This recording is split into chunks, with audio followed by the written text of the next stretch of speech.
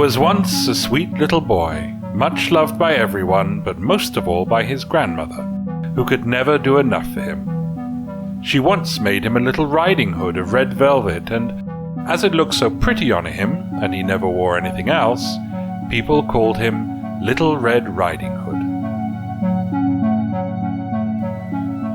One day his mother said to him, "Come, Little Red Riding Hood, here are some cakes and a flask of milk for you to take to your grandmother. She is weak and ill, and they will do her good. You should go before it starts to snow. Make sure you walk carefully and don't run, or you might fall and break the flask, and there would be none left for grandmother. And when you get there, don't forget to say good morning." "I'll be careful, Mother," said Little Red Riding Hood. "I promise."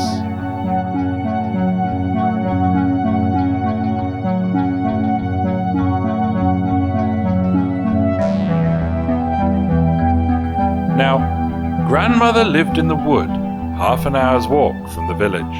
Little Red Riding Hood walked carefully as he had promised, but halfway to grandmother's house he met a wolf.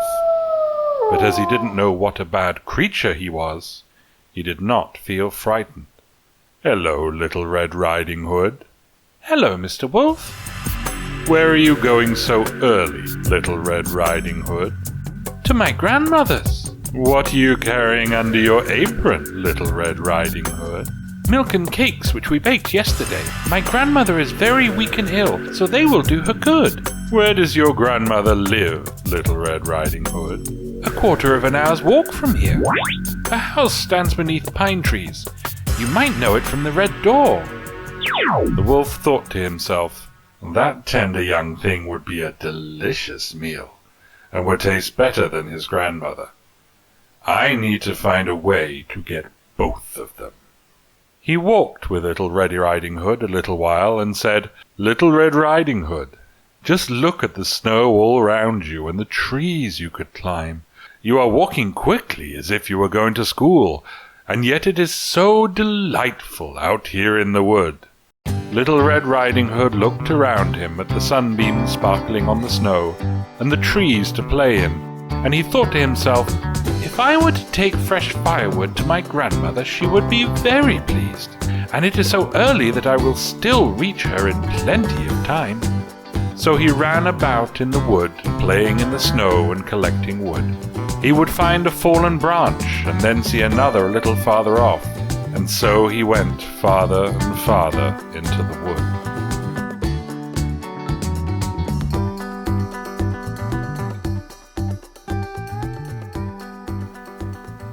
But the wolf went straight to grandmother's house. He crept up to the house, sounding just like a small boy, and knocked on the door. "Who's there?" "Little Red Riding Hood. I have brought you some cake and milk. Please open the door." "Do you not remember? The key is under the rock as always. I'm too weak to get up." So the wolf searched for the rock, and underneath found the key. He unlocked it, opened it, and crept into the room. "Hello, grandmother." "Hello, Alex. I'm so happy to see you." The wolf crept towards the bed. "My, how you've grown!"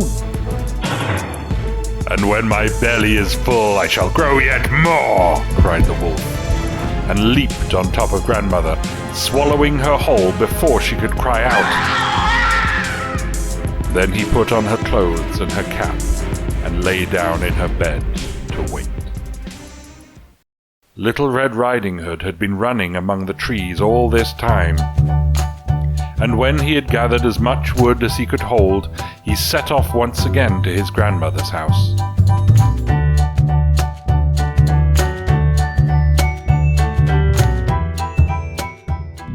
He was surprised to find the door standing open, and when he walked inside, he felt very strange, and thought to himself, "This feels so strange." He said, "Good morning."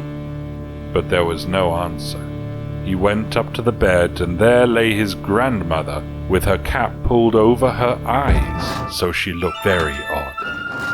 Oh, grandmother, what big ears you have! All the better to hear you with. Oh, grandmother, what big eyes you have! All the better to see you with. Oh, grandmother, what big hands you have! All the better to hold you with. But grandmother, what a big mouth you have! All the better to eat you with. And with that, the wolf leapt from the bed and tried to swallow poor Little Red Riding Hood, who cried out. At that moment, the door swung open. The commotion had been heard by a woodcutter who had come to investigate. The wolf ran to the door, seeking to make his escape. The woodcutter was standing outside as the wolf raced through the door. "You horrible beast, to mistreat a poor old woman so!" the wolf snarled. "Out of my way!" and jumped at the woodcutter. But the man was as quick as the wolf, and he heaved his axe and cut the wolf down the middle, rescuing grandmother. Little Red Riding Hood and the woodcutter put grandmother back in her bed, ill and weak and shocked from being swallowed. Little Red Riding Hood gave her the cakes and the flask of milk, which was still whole and had not been dropped. He placed the firewood by the hearth, wished her good health, and left her to sleep.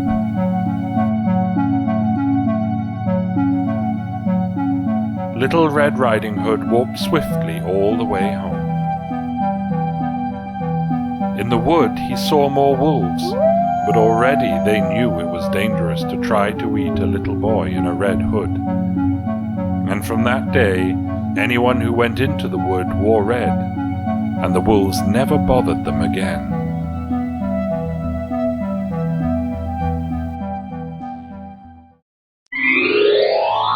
Thanks for watching.